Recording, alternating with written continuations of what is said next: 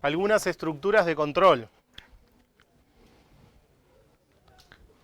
Primero vamos a definir un poco qué son. Igual la definición va a ser bastante básica.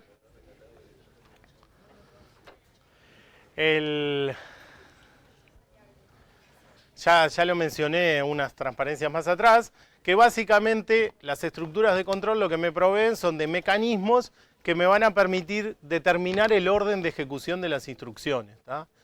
Eso quiere decir de control, es como de control de flujo, o sea, después de esto viene esto y como pasó tal cosa va a venir tal otra, ¿tá? Es saber qué es lo que tengo que ejecutar en cada momento.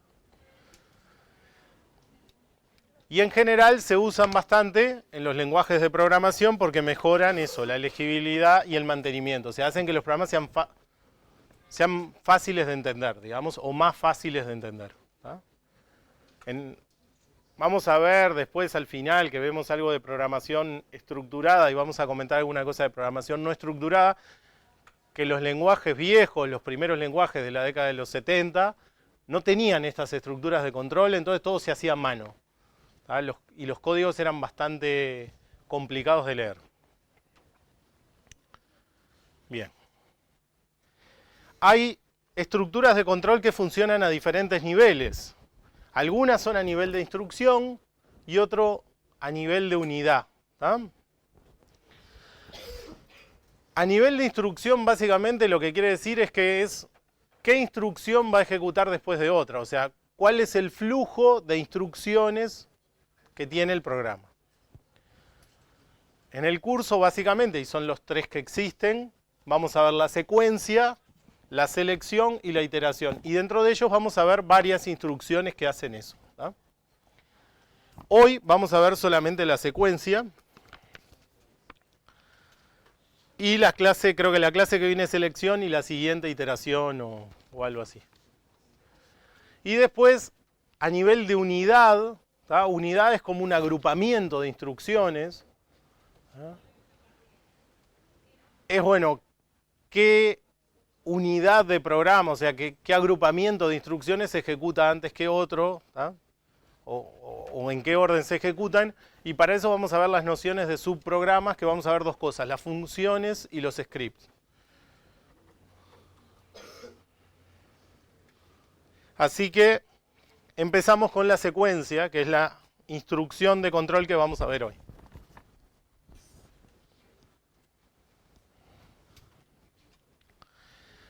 Esto también, capaz que alguna de las cosas que menciono en esta transparencia y cuando veamos acá el tema de secuencia, pueden parecer obvias también, pero son cosas que tienen varias implicancias y que es importante que queden claros que eso es así. Sobre todo cuando nosotros estamos trabajando en lenguajes de programación, todas esas cosas se definen formalmente, por más que capaz que a veces pueden parecer obvias. Por ejemplo, se sigue el orden normal de lectura de izquierda a derecha y de arriba a abajo. Uno puede decir, pero eso es obvio, escribimos así. Bueno, pero eso es una convención que adoptamos, ¿no? De que en el idioma castellano se escribe de izquierda a derecha, hay en otros idiomas que es en otro orden. Como nosotros tenemos que suministrarle las instrucciones al lenguaje, alguien nos tiene que decir en qué orden es eso, porque si lo hiciéramos de otra forma, no va a entender, digamos, ¿tá? Digo porque aparece en la transparencia y capaz que dicen, pero eso es evidente. Bueno, pero eso tiene que ser especificado. Alguien tiene que haber dicho, bueno, esto se escribe así y en este orden. Ahora sí, cosas quizás más importantes, es que la ejecución de las instrucciones se hace en un orden dado. No es que lo puedo hacer en cualquier orden, hay un orden que está dado por el programa, que es en forma secuencial, o sea, una después de la otra, en secuencia. ¿Ah? Y una cosa que es bastante importante, que capaz que todavía no podemos dimensionar la importancia que tiene, va a ser vital cuando veamos recursión, esto, yo voy a volver a hacer hincapié sobre esto, que es que yo no puedo ejecutar la segunda instrucción, o sea, si yo tengo una secuencia de instrucciones, no puedo pasar a la segunda hasta que no terminé de ejecutar la primera. ¿Tá? Para el caso de las cosas que estamos haciendo acá, que son bastante simples hasta ahora, asignaciones, parece obvio, ¿ah? Pero es importante que esta idea quede clara y voy a volver a insistir sobre ella cuando veamos recursiones o después del primer parcial. ¿Ah?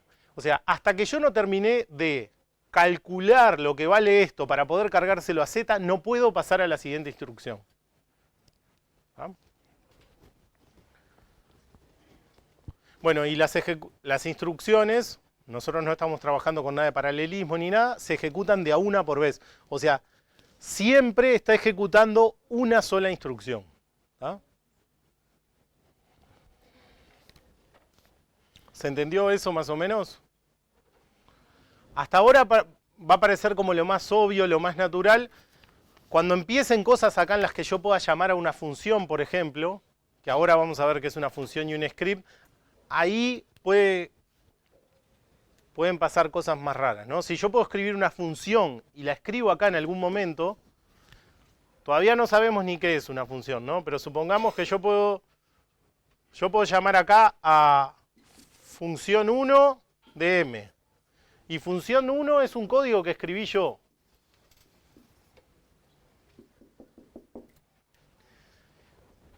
Esto que estoy diciendo acá, que parece tan sencillo y ¿por qué estás perdiendo tiempo en eso? Como yo estoy haciendo esta asignación y esta asignación involucra este código que escribí yo acá, no puedo terminar de calcular esto hasta que no sé el resultado de función. Para saber el resultado de función tengo que pasar a ejecutar acá. Entonces voy a tener que ejecutar estas instrucciones y hasta que no las termine de ejecutar no puedo calcular lo que está acá. Ahora cuando veamos funciones voy a volver a hablar de esto, pero eso va a tener un montón de implicancias importantes al momento de ejecutar. Como siempre, en secuencia y en todas las cosas que vamos a ver, vamos primero a la sintaxis y después a la semántica. En este caso no va a haber mucha complicación. Yo tengo una instrucción. En general se usa el punto y coma como separador para indicar que esta instrucción terminó y viene la otra. Y se suele poner la instrucción 2 en el otro renglón.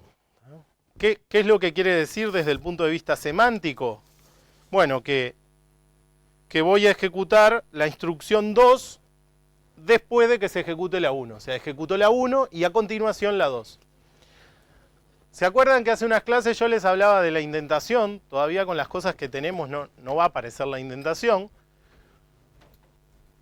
Pero, para que vean el tema de la claridad en el lenguaje, yo podría escribir instrucción 1, punto y coma. Esto depende un poco del lenguaje, pero hay muchos que me dejan hacer esto. Instrucción 2, instrucción 3, instrucción 3, instrucción 4.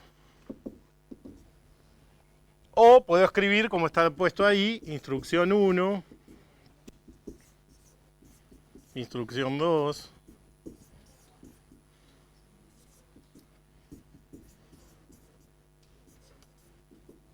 Estas cosas son equivalentes. En la mayoría de lenguajes las puedo escribir de cualquiera de las formas, que para la máquina es lo mismo.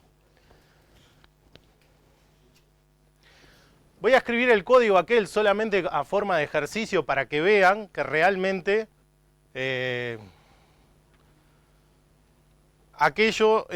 esta forma es bastante más clara. Vamos a escribir aquello, que las asignaciones que hice hoy fueron x igual 1, punto y coma, x igual 3, punto y coma,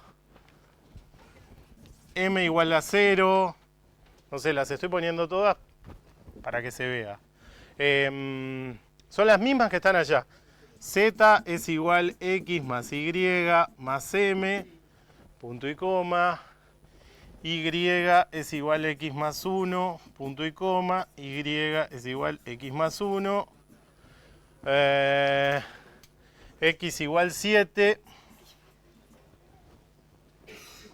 Y igual x más 1. ¿Bien? Esto les puede parecer feo, complicado, que no se entiende. Tengo que hacer computación 1 y me obligan y se ve feo. Si lo escribiera de la otra forma,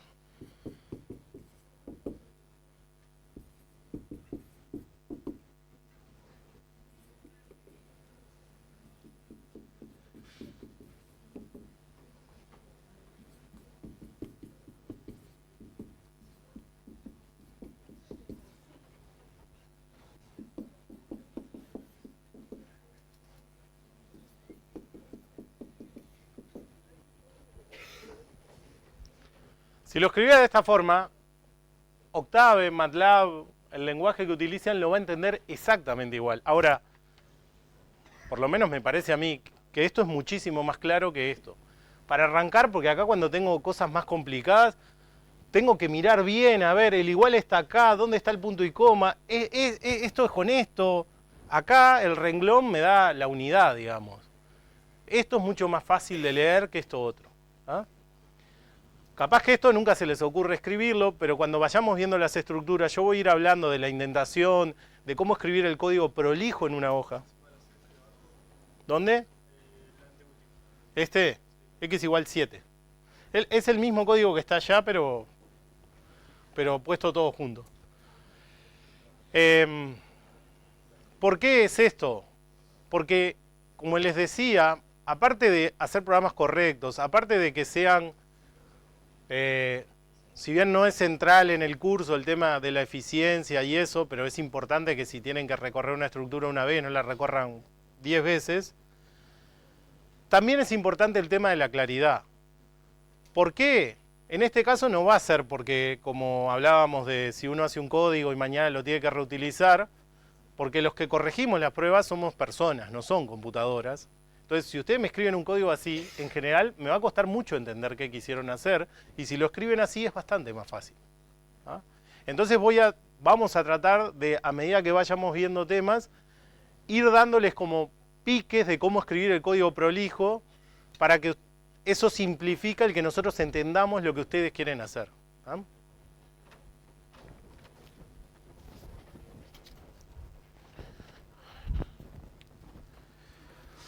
Bueno, y habíamos visto nuestra anotación de diagrama de flujo. Sí. ¿Qué pasa si no colocas punto y coma? Bien. Hay en lenguajes en los que el punto y coma es completamente mandatorio. O sea, si no lo pongo, me da error y me dice, no entiendo qué es lo que sigue, digamos. Se pierde el compilador o el intérprete. En el caso particular de Octave y de MATLAB, en general, creo que si lo escribís así, si no lo pones, lo único que hace es que imprime el resultado de cada una de estas cosas que vas escribiendo. O sea, podés escribirlo sin punto y coma y no pasa nada. Pero, ahora después vamos a ver funciones y todo eso, pero si vos haces un subprograma, lo que va a pasar es que todos los resultados que se vayan calculando se te van a ir mostrando a medida que se van calculando. Que en general no querés que pase eso, porque se vuelve complicado de entender, de seguir, digamos. ¿Ah? Pero en Octave y en MATLAB no tiene mucha implicancia. Hay en otros lenguajes en los que no lo pones y lo que va a pasar es que cuando acá encuentre esta X, va a decir, pero te falta algo, no entiendo. ¿Cómo pasás de un 1 a una X sin nada, digamos? ¿Tá? Pero está bien, en Octave y MATLAB podemos omitir el punto y coma, que no pasa nada.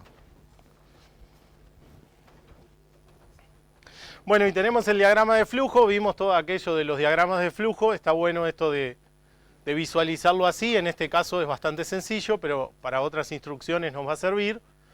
Primero ejecuto la instrucción A y cuando termino de ejecutar A, recién puedo saltar a B.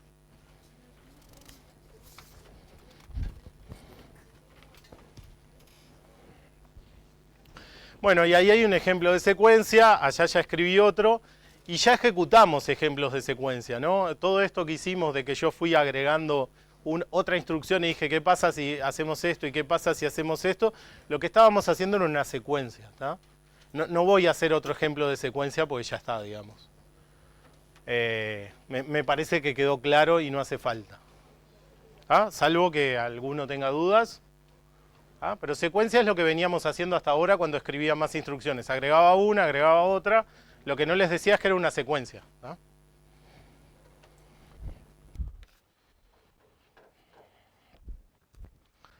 Bueno, vamos a seguir con más estructuras de control. Vamos a pasarnos a selección. La selección típicamente nos va a permitir... O sea, ahora volvimos a los de instrucción, ¿no? Empezamos con secuencia, hicimos un paréntesis, fuimos a estos de subprograma para entender cómo vamos a trabajar de acá en más. más allá de que, en la clase de hoy y en la siguiente, cuando presente códigos sueltos, van a ser del tipo script, porque la idea, tampoco no voy a escribir todo un cabezal de una función cuando lo que queremos es ver cómo funciona una instrucción, pero después sí, cuando empecemos a resolver ejercicios acá en el teórico, vamos a hacerlos todos como si fueran funciones. ¿Tá? Bien. Pero entonces volvemos a las estructuras de control a nivel de instrucción. ¿Qué es lo que voy a poder hacer con la selección? Bueno, voy a poder especificar alternativas que puede tomar el código, o sea, distintas posibilidades que puede tener y que puede ejecutar una de ellas, digamos. ¿Tá? En general, van a estar fuertemente asociadas, si bien hay una que no es exactamente así, que la vamos a ver al final, pero en general tengo una expresión lógica, ¿ah? De las que vimos hace un par de clases atrás, que me va a permitir decidir si tengo que ejecutar unas ciertas instrucciones u otras. ¿Ah? Voy a tener típicamente una expresión lógica, la que voy a evaluar, y en función de lo que me dé, voy a decir, bueno, ahora ejecuta esto. Si te dio tal otra cosa, las expresiones lógicas dan verdadero o falso, ¿no? Si me da verdadero, ejecuta esto, si te da falso, ejecuta esto otro. Esa va a ser la instrucción de selección más común. En general, las podemos clasificar en... Esto es un poco... es más o menos así, pero lo vamos a ver ahora con ejemplos. Tengo el if, por un lado, que me permite separar entre dos casos, ¿ah? Con una cierta expresión lógica, y voy a poder tener, de alguna forma, if como encadenados, digamos, que me van a permitir elegir entre más de dos alternativas con el uso del if, y tengo otra opción que me permite hacer más de dos opciones, que es case. ¿Tá? Vamos igual a ver que el case es bastante... El uso es bastante limitado y es un poco particular. En general, lo que vamos a usar en la mayoría de ejercicios que tengamos que usar una estructura de selección, vamos a terminar usando el if y el else if. ¿Tá? El case lo vamos a usar menos.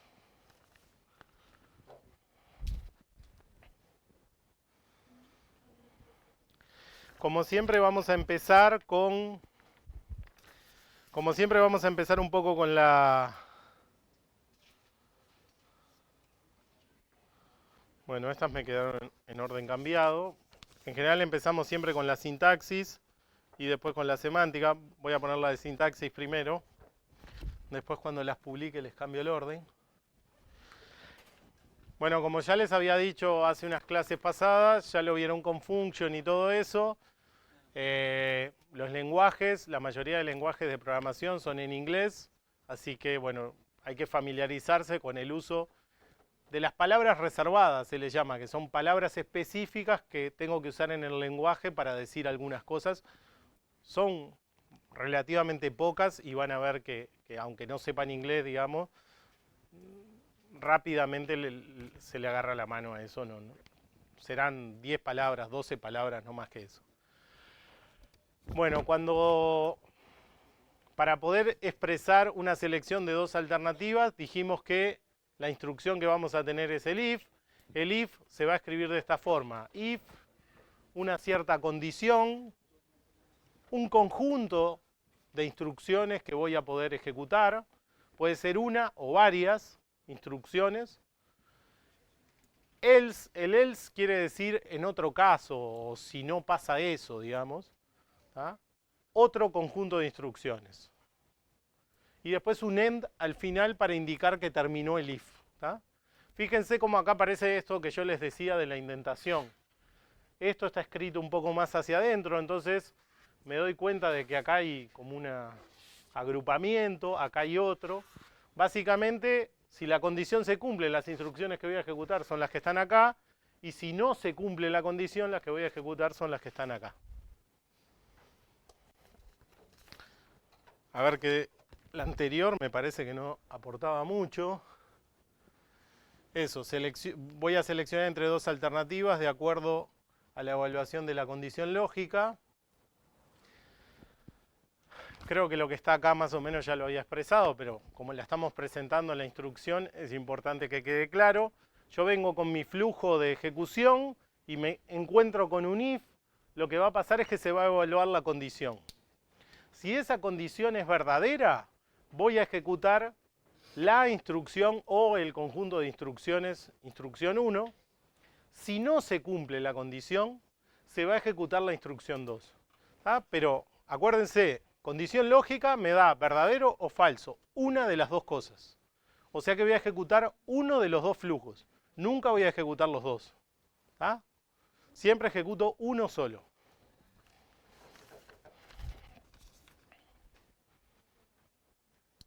Ahí lo tenemos con un diagrama, más o menos lo que veníamos viendo hasta ahora, ¿no? La forma esta de los diagramas de flujo. Vengo con la ejecución, evalúo la condición. Si es verdadero, va el conjunto A o el conjunto 1 de instrucciones. Si la condición es falsa, va el conjunto 2. Y fíjense esto que capaz que en el código yo lo daba medio por obvio, pero después de que se terminan de ejecutar un camino o el otro, el flujo se vuelve a juntar. Vamos a ver en el código. Cuando yo llego acá al end, o sea, ¿qué pasa? Esto me dio verdadero, ejecuté esto y después sigo, después de ejecutar estas instrucciones, sigo acá. Si me dio falso, en vez de ejecutar esas, ejecuto estas y cuando las termino también sigo de acá. Ahí es donde se juntan los dos flujos. ¿Ah?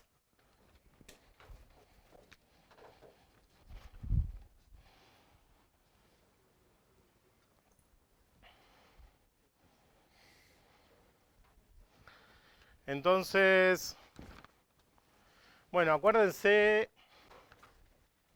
acá tenemos un ejemplo bastante sencillo. Vamos a ver ahora un ejemplo de ejecución.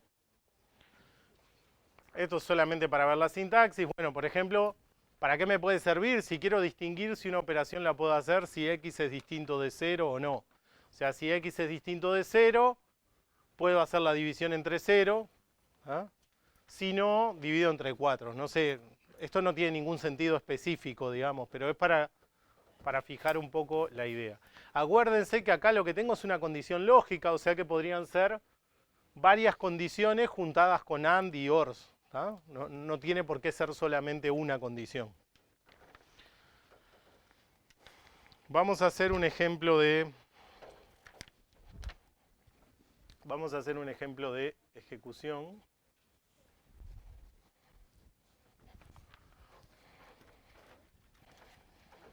Después podemos llegar a cambiarle los valores para ver el otro camino. Copio eso rápido acá para poderlo rayar. X es 1 y es 2. Si X es mayor que Y, X igual X más 1. Else Y es igual Y más 1. End. Bien. Voy a ejecutar este código. Como siempre, empiezo de arriba, primera instrucción. Como tengo uno solo, no le voy a poner espacio interactivo y todo eso. Esto es bien fácil. No cambia nada las dos primeras a lo que veníamos haciendo. X vale 1, Y vale 2. Ya ejecuté esto y acá es donde viene la novedad, digamos. Tengo que evaluar esa expresión lógica. Para evaluarla lo que tengo que ver es cuál es el valor de X y cuál es el de Y. X vale 1, Y vale 2. Así que es falso que X sea mayor que Y. O sea que como es falso, voy a saltar acá. Y la próxima instrucción que voy a ejecutar es esta. Y esa va a quedar sin ejecutar. No se va a ejecutar nunca. ¿Qué es lo que voy a hacer? Y es igual a Y más 1. Y vale a 2, más 1 es 3. Y ahora sigo desde acá.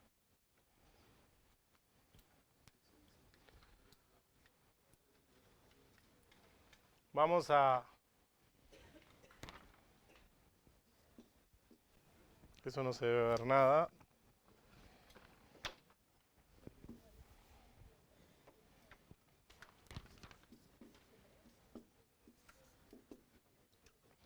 Voy a cambiar esa asignación por esta para hacer un ejemplo del otro caso. No se ve. Lo hago en azul, entonces. Lo que no quiero es que se confunda este ejemplo con...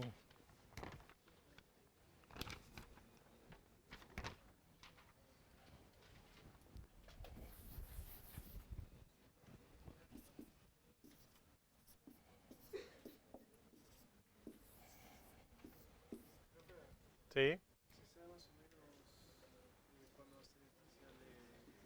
No. Los parciales empiezan como por el 22 de septiembre, pero no... No, sí, porque digo, generalmente puntuaciones viene al final, al principio. Nos ha tocado de todo, básicamente. En general es de los primeros, pero hay veces que estamos como al medio. Esto de hoy o mañana.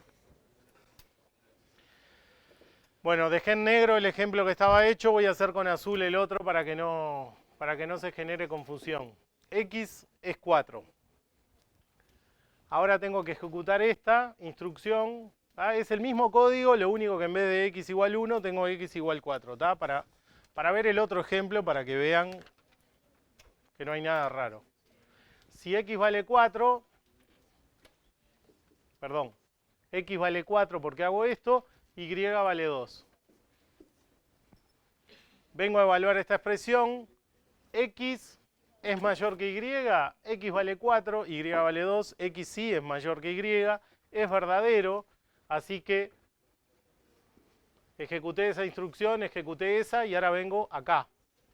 X es igual x más 1. Este 4 no vale más, y acá tengo un 5, y vengo a ejecutar acá. ¿Ah?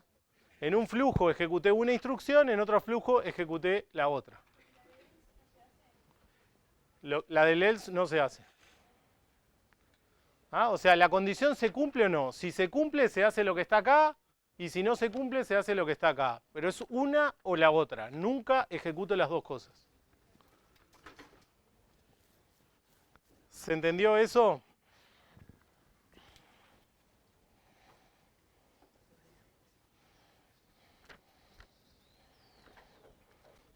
Bueno, en realidad,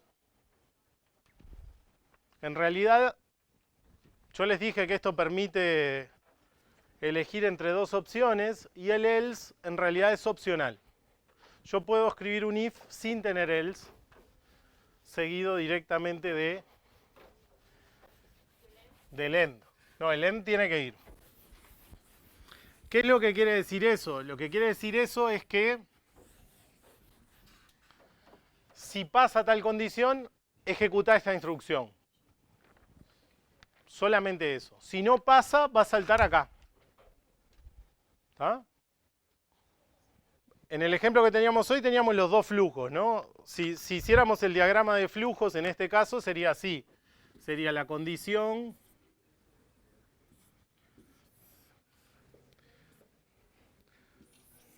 Si es verdadero, ejecuto estas instrucciones. Y si es falso... ¿se acuerdan que en el otro yo tenía otra caja de este lado? Es como no tener la segunda caja. Es, si pasa tal cosa, ejecuto un conjunto extra de instrucciones, y si no, no ejecuto nada.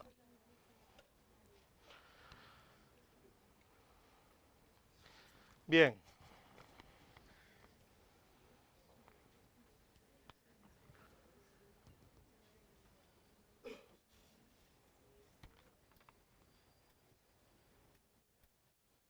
Entonces vamos a ver una cosa.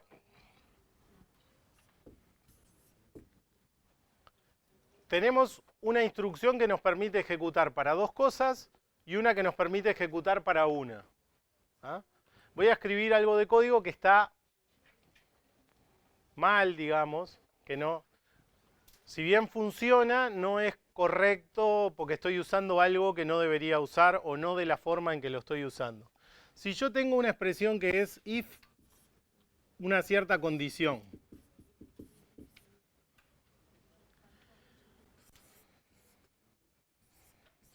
else instrucciones 1 o un conjunto de instrucciones. Si yo escribo if una cierta condición, dejo los renglones vacíos ahí porque no tengo, no, yo acá les dije, bueno, yo tengo el else que me permite hacer cosas, yo tengo esto de que el else es opcional, entonces no lo pongo y si se cumple la condición hago algo. Pero supongamos que tengo el caso contrario, tengo algo que solamente tengo que ejecutarlo cuando no pasa la condición. Una forma de escribir eso es esto. Bueno, eso está mal, digamos, ¿está? Porque estoy usando el if de dos casos y estoy dejando uno vacío porque no sé qué hacer. ¿Qué es lo que debería hacer?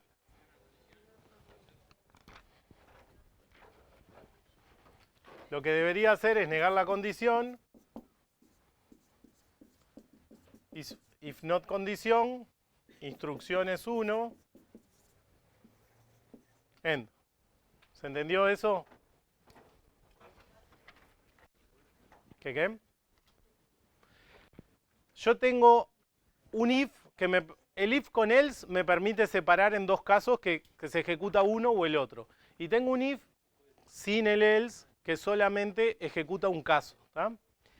Acá lo que yo estoy haciendo es, estoy usando la de 2, pero como no me doy maña para cómo usarlo, estoy dejando vacío esto. Digo, bueno, usá el de 2, pero en el primer caso no hagas nada.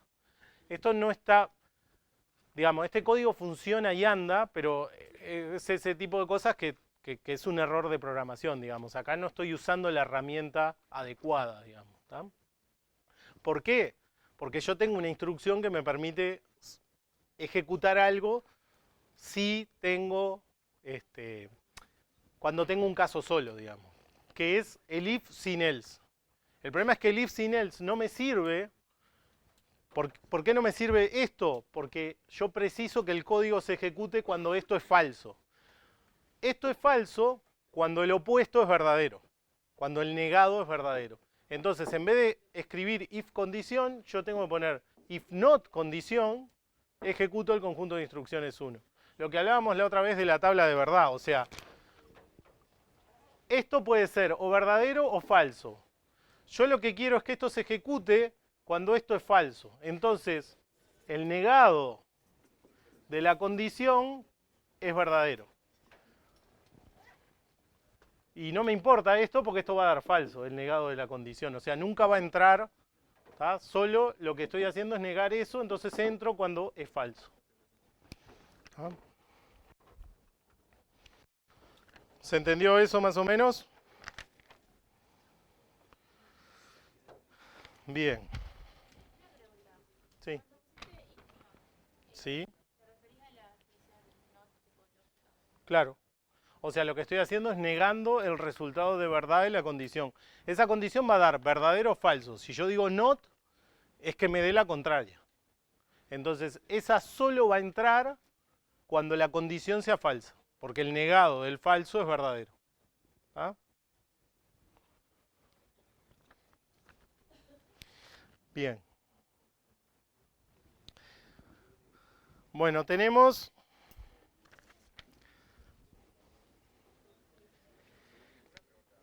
Sí.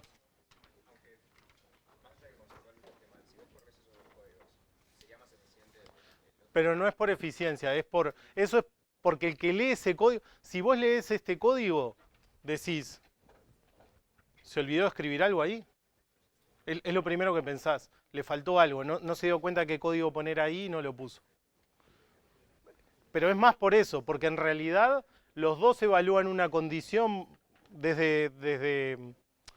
como desde eficiencia computacional, acá no va a haber ninguna diferencia importante, digamos.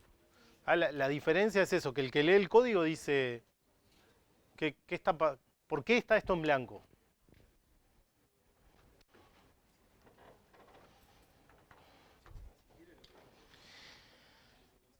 Bien, el if yo lo puedo anidar, porque en general yo voy a tener problemas que a veces precisen más de dos casos. Entonces yo voy a tener que distinguir, ¿no? O sea, bueno, miro la condición 1 y si se cumple la condición 1 me fijo si se cumple la condición 2. ¿Está?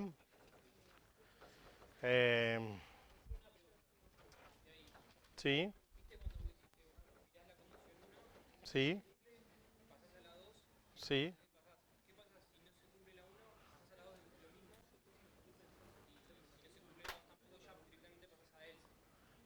Si no se cumple la 2, pasás a este else. Vamos a escribir en qué condiciones se ejecuta cada uno. Así queda claro eso.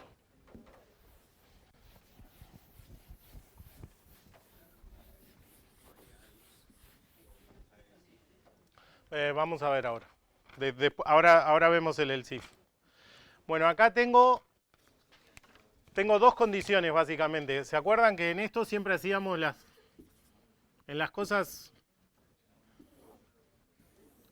así, cuando vemos el AND y todo eso, es una buena idea escribir como las tablas de verdad. Así que vamos a hacer eso. Verdadero, verdadero, verdadero, falso, falso, verdadero, falso, falso. Y lo que vamos a escribir acá es qué instrucción se ejecuta. ¿Está? Si la primera condición es verdadera, ¿qué va a pasar? Este if paso y me meto acá adentro. Ahora tengo que ver el segundo if. Si la condición es verdadera, me voy a meter acá. O sea que voy a ejecutar instrucción 1.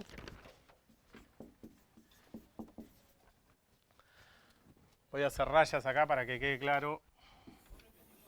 Sí. Quiero ver este código que hace, ¿no? Entonces vamos a arrancar viendo qué valores. Lo primero que hicimos fue, ¿se acuerdan las tablas de verdad de filosofía? Cuando vimos el AND, el OR y todo eso.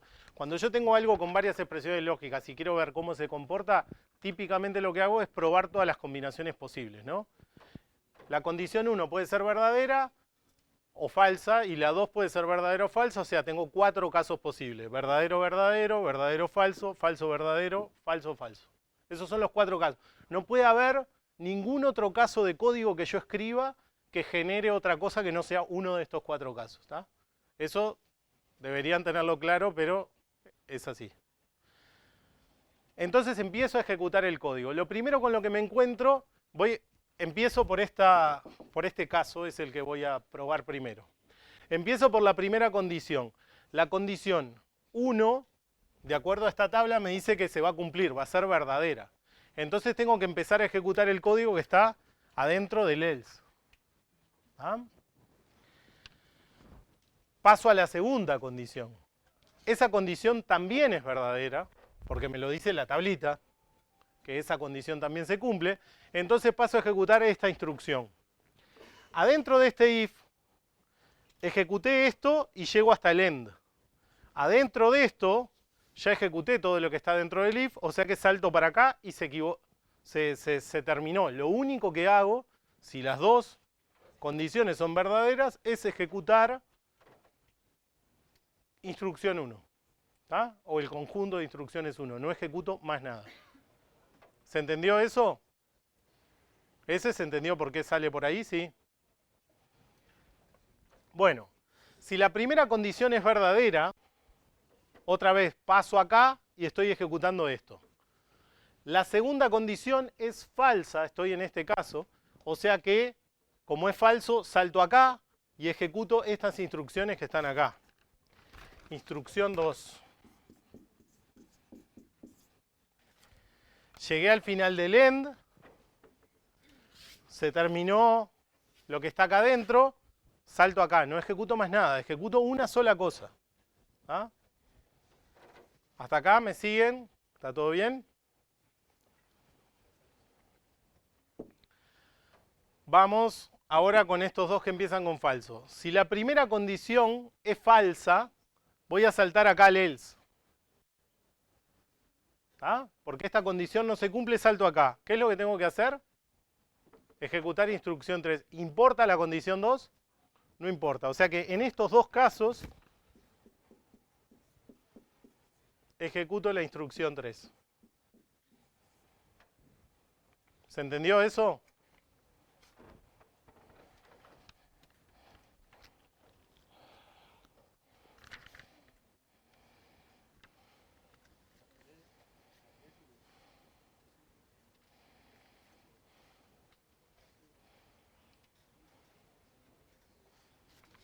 ¿Quedó claro eso? ¿Cómo funciona? Bien.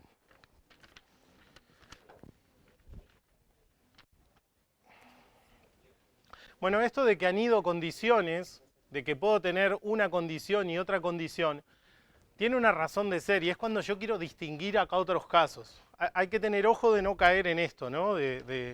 Ahora voy a poner un ejemplo que...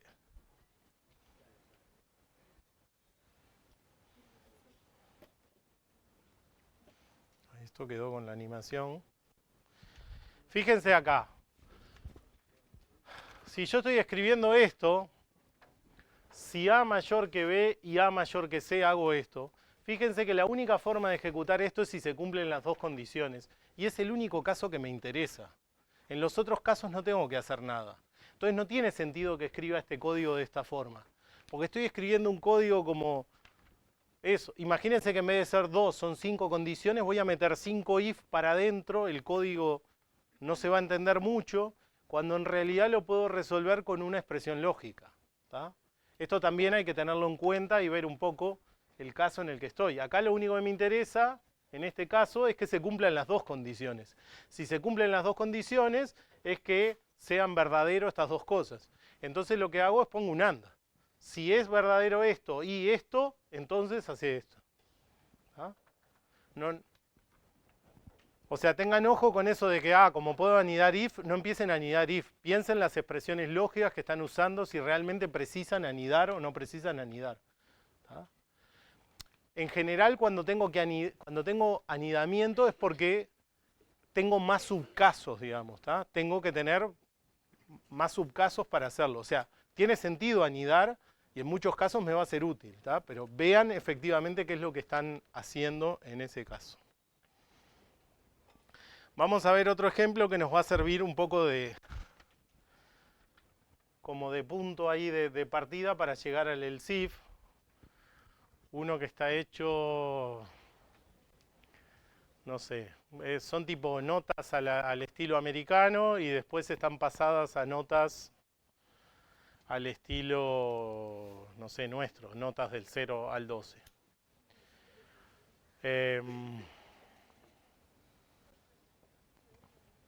Entonces, tenemos, si la calificación es D o F, la nota es 0, fíjense que si se cumple, este es el O, acuérdense que este es el O, si se cumple una de estas dos condiciones, voy a ejecutar esto y después de ejecutar eso, ya estoy acá en el end, no tengo que ejecutar más nada.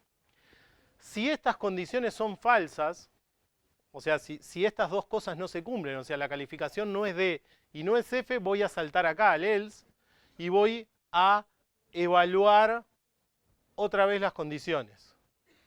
La calificación, perdón. Y voy a ver si se cumple la condición. Si es C o es B, voy a decir que la nota es 6. O sea que si estas dos condiciones son falsas y alguna de estas dos es verdadera, voy a venir acá y voy a terminar el código acá.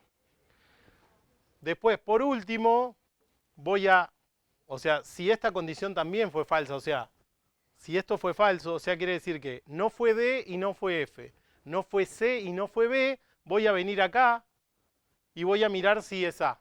Si es A, la nota es 12 y termino. Podría pasar que la letra no fuera ninguno de esos 5 valores y en ese caso no haría absolutamente nada este código. ¿Se ve eso? Que si no es ninguna de esas 5 no hace nada eso. Eso también es importante porque cuando resuelven funciones a veces, imagínense que esto es una función que les pedimos. Le decimos, haga una función que dada la nota en tal formato, devuelva la nota en tal otro. Si ustedes resuelven esta función de esta forma, hay un caso en el que esta función no devuelve nada. Y eso está mal. eh, ¿Entendieron eso? O sea, si yo tengo una función, tiene que devolver valores para todos los casos, porque si para un caso no me devuelve valor, imagínense que me invocan, ¿se acuerdan del dibujito de hoy? Llamo con un valor, digo, calificación de J. Y yo le digo, no sé qué devolver. No, ¿está? Tengo que poder devolver algo. Voy a aprovechar esto antes de pasar al else if para hablar de la indentación. Voy a escribir eso rápido acá, sin indentar. Para tratar de convencerlos que sus códigos sean indentados.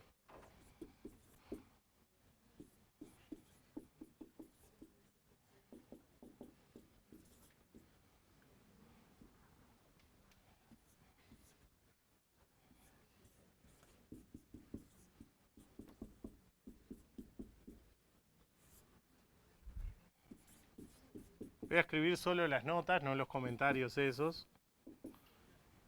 Acuérdense que si tiene raya siempre es un 0.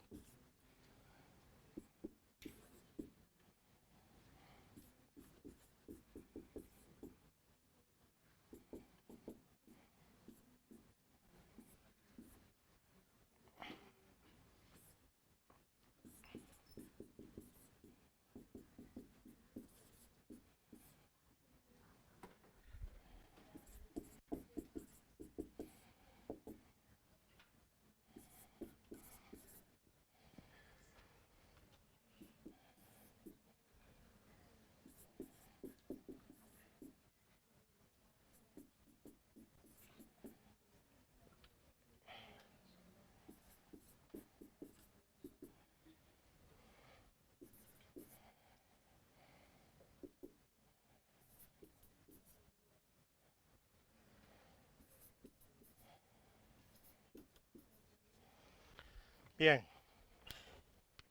Bueno, viendo ese código deberían darse cuenta que si uno no intenta es prácticamente imposible adivinar qué es lo que se quiso hacer. Les voy a decir cuál es la regla para cómo se asocian estas estructuras. Hay una regla relativamente fácil por la que un código así se puede llegar a entender, que es que siempre un end, el end siempre cierra con el if o con el if-else anterior. O sea, este end va a cerrar esto. Este end, como ahora este ya lo usé, va a cerrar esto. Y este end necesariamente va a cerrar esto. Esa es una regla, la gente que programa mucho los ve eso, ¿tá? Pero una persona que en general no programa mucho, se le complica. Y lo otro que por qué me parece que es importante que ustedes traten de intentar y hacer el código prolijo es porque, bueno, puede pasar que ustedes apurados en un parcial o apurados en algo, no ponen este end. Si ustedes no ponen este end acá, fíjense que borré el mismo, y escriben esto, está mal, se olvidaron del end. Si nos pusiéramos muy quisquillosos, eso. Pero si yo veo este código así, más allá de que haya un error acá, yo entiendo lo que quisieron hacer. Los casos están perfectamente separados, se ve y se entiende. Si ustedes sacan el end de acá, no puedo asumir nada y lo que tengo que hacer es aplicar esta regla de cómo agruparlos. Y cuando hago eso, este código es cualquier cosa, porque fíjense lo que pasaría. O sea, este va con este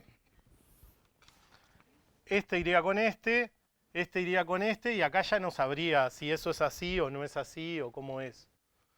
Depende un poco el error. Se puede generar if en los que te cambia completamente el sentido de lo que estás haciendo. ¿Tá? ¿Se entiende eso? Entonces, el que ustedes indenten el código, sean prolijos al momento de escribir, es importante porque, ya lo dije unas clases atrás, los que corregimos el código somos personas que leemos el código. Entonces, si al intérprete, al compilador le da lo mismo, pero nosotros no. Nosotros a veces podemos interpretar cosas de lo que quisieron escribir, que el compilador no las va a hacer, y si ustedes intentan, a veces es eso, nos damos cuenta de lo que quisieron hacer, y bueno, está bien, esto es un error de sintaxis, pero no es fundamental, digamos. ¿Tá? ¿Se entiende eso? Entonces mi sugerencia es que indenten siempre el código cuando hacen una prueba, cuando hacen los ejercicios de práctico, en todo, que sean lo más prolijo posibles, ¿ah? Que eso va a asegurar que después en la evaluación podamos ver mejores cosas. Sí. Sí, habría, por ejemplo, agregar un else acá que dijera sí, o que devolviera un valor por defecto, por ejemplo. Bueno, entonces vamos a ver el else if.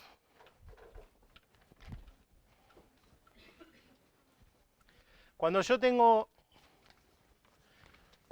así un montón de casos de if con else anidados, una instrucción que me da que me lo da MATLAB y Octave, pero que no está en todos los lenguajes, en Fortran, por ejemplo, no está, en C no está, es el else if. ¿Qué es lo que me permite el else if? El else if me permite básicamente ser más compacto al escribir. Es, si pasa esta condición, ejecuto la instrucción 1. Si no, ya chequeo otra condición. Es como que estoy haciendo un árbol con las condiciones. Lo voy a hacer allá porque acá no va a entrar.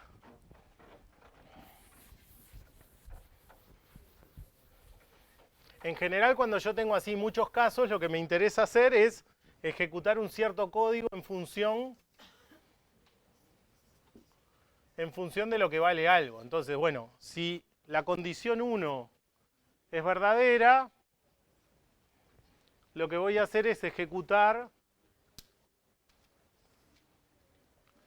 las instrucciones 1. Ahora, si la condición 1 es falsa, fíjense, si se cumple esta condición, ejecuté este código. Si la condición 1 es falsa, en realidad me va a interesar chequear otra condición,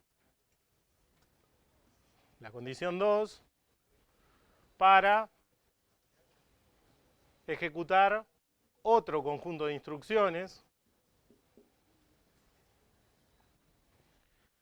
Si la condición esta es falsa, me va a interesar chequear otra condición, por ejemplo la condición 3.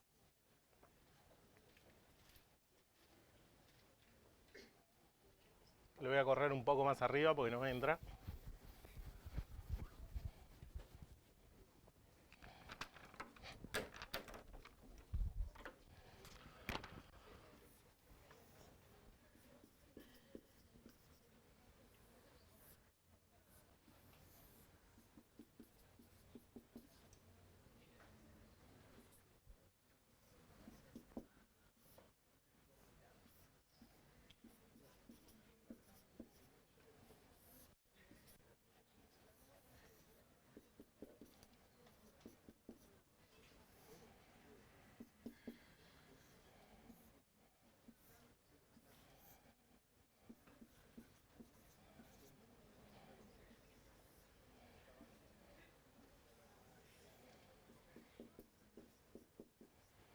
Y acá el else if termina con un end, o sea que en el caso del falso no hace nada. Yo podría poner acá un else antes del end, que en caso de que no se dé esta condición, ni esta condición, ni esta condición, en otro caso hiciera otra cosa. ¿Ah? Todos estos se juntan acá, ¿no?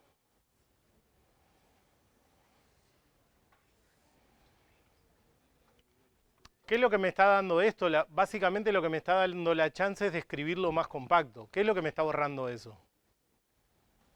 Fíjense cómo se escribe. Me está ahorrando todos los end, ¿no? En el medio. Si no tendría que... Si no, yo tendría que agarrar... Esto sería un if aparte. Tendría un end para este if y un end para esto. Después acá tendría otro if y tendría otro end. Vamos a ver el ejemplo anterior. El de las notas, ¿cómo queda escrito así? Bueno, no está exactamente igual, pero es la misma idea.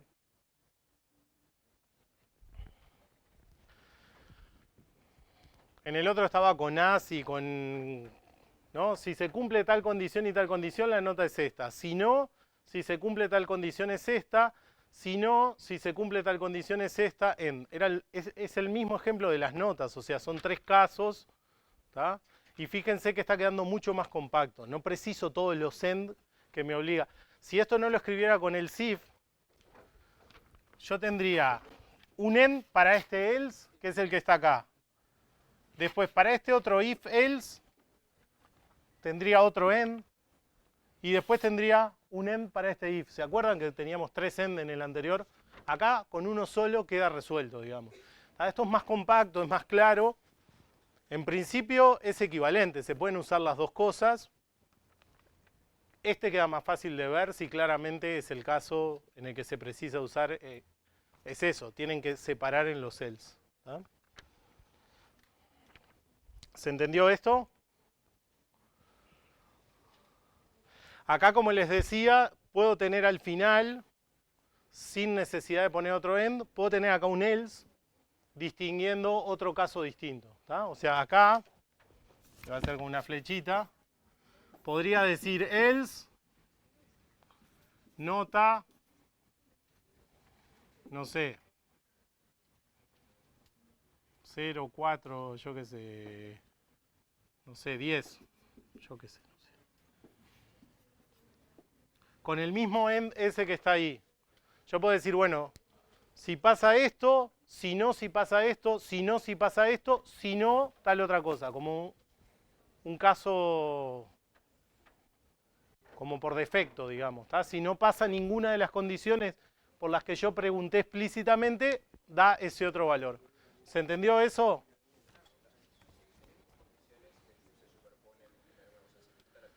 Siempre, eso es importante lo que pregunta el compañero. Cuando yo tengo esta estructura, siempre el orden de ejecución es secuencial, lo mismo que vimos todo hasta ahora, es secuencial, arranco de arriba para abajo. Si hay condiciones superpuestas, la primera que se cumple es la que se ejecuta. ¿Tá? Eso es una muy buena pregunta. Si yo vengo ejecutando esto, imagínense, y esta condición se cumple, pero también se podría cumplir esta otra que viene después. ¿Qué implica desde el flujo de ejecución? Vengo, se cumplió esto. Vine acá, ejecuté y después tengo que saltar acá. O sea que nunca me entero que esta condición se cumple en realidad. ¿Ah? En general, cuando estoy haciendo este tipo de cosas, estoy haciendo casos disjuntos. En general, tener casos que se pisen puede querer decir que estoy cometiendo un error. Depende un poco del problema y nunca se puede ser tan general para afirmar eso siempre. Pero en general, cuando yo quiero usar el else if es porque mis casos son completamente disjuntos. ¿Ah? Pero es verdad lo que dice el compañero. Vengo en orden secuencial, se evalúa la primera condición. Si esa se cumple, ejecuto el código que corresponde y ya está.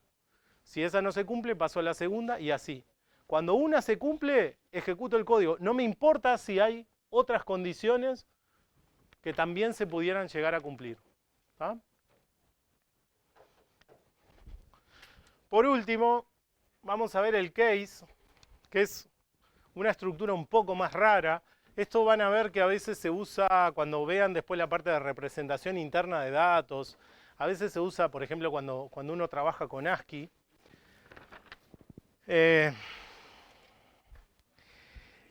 Es también una estructura que me permite seleccionar entre más de un valor, pero acá la idea va a ser que yo tengo que dar a priori la lista de valores. Entonces yo voy a tener, la instrucción se llama case o switch case, la mayoría de lenguajes lo tienen. Yo voy a tener que poner la palabra reservada switch y pasarle una cierta variable. ¿Ah? Pasarle una cierta variable. Y voy a poner case, que quiere decir caso, digamos, o en el caso de que un conjunto de valores se ejecuta tal instrucción. Case, tal otro conjunto de valores, se ejecuta tal instrucción. Case, tal otro conjunto de valores, se ejecuta tal instrucción. Otherwise, que es en otro caso, o sea, si no es ninguno de esos valores que yo detallé, ejecutar las instrucciones que están allá. Vamos a ver ahora un ejemplo, el mismo de las calificaciones, pero por ejemplo esto se usa, imagínense que quieren hacer una función,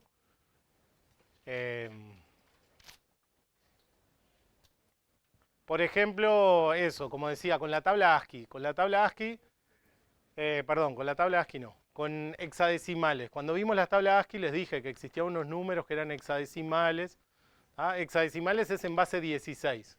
Como los símbolos que usamos en matemáticas llegan hasta el 9, si yo en vez de trabajar en base 16, si en vez de trabajar en base 10, que es lo estándar, y los símbolos llegan hasta el 9, quiero trabajar en base 16, yo tengo que generar valores para el 10, o sea, símbolos para el 10, para el 11, para el 12, para el 13, para el 14 y para el 15. ¿Ah? Necesito un símbolo para decir el número 10. ¿Ah? Van a ver después la parte de representación interna y esto se va a ver en mayor detalle. Como no tengo un símbolo, la matemática con la que estamos acostumbrados a trabajar, los símbolos van del 0 al 9, lo que se hace es se dice, bueno, la letra A es el equivalente al 10, la letra B es el equivalente al 11, el C, el D, el E y el F. Si alguna vez miran, porque son curiosos o algo, una dirección IP o algo así, si está escrita en formato de 64 bits, van a ver que dice números, hay 8, 5, 2, A, B, F, no sé, alguna cosa así. Estos son números en hexadecimal. Por ejemplo, si quisiera hacer una función que convierte de hexadecimal al número, yo podría hacer un switch en la variable y decir, bueno, si es la letra A, asigna 10. Si es la letra B, asigna 11. Si es la letra, ¿se entiende? Como otro ejemplo que lo pueden pensar, si bien por temas de tipos de datos en Octave y en MATLAB no lo van a poder ver, podría ser con los meses del año. Si quiero hacer una función que me diga cuántos días tiene un mes, se podría hacer un switch. La variable de esa función sería el mes del cual quiero saber. Y bueno, si es enero, marzo y todos los que tienen 31 días, vale 31 días. Si es lo de 30, ¿no? Abril, junio, no sé, los que sean de 30, da 30. Si es febrero, 28. Es bien para separar en casos. Esto no me sirve para meter una expresión lógica genérica, o sea, no es completamente equivalente a lo que teníamos. Tiene que ser algo en lo cual yo pueda decir, bueno, los posibles valores son estos, y si vale esto, hago esto, y si hago esto, ¿se entiende? Es como de un uso bastante más acotado que lo que vimos hasta ahora. Un ejemplo de eso se podría hacer con las notas, que ahí sí los valores, con las letras los valores eran acotados, ¿no? Porque las letras eran A, B, C, D, F.